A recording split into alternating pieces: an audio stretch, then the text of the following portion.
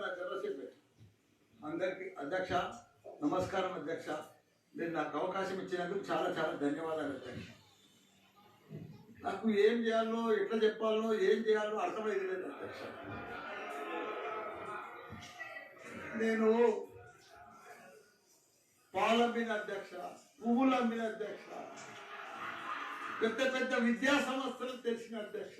ప్రపంచంలోనే భారతదేశంలోనే పెద్ద విద్యా సంస్థలు తెలంగాణ ఎవరికైనా ఉన్నాయంటే అవి మల్లారెడ్డికి ఉన్నాయి అధ్యక్ష. కానీ ఇప్పుడు అంతా అయోమయం ఆగం ఉంది అధ్యక్ష. ఎట్లా అంటే నా మేడ్చల్ నియోజకవర్గం అధ్యక్ష, భారతదేశంలోనే ఏకైక నియోజకవర్గం మేడ్చల్.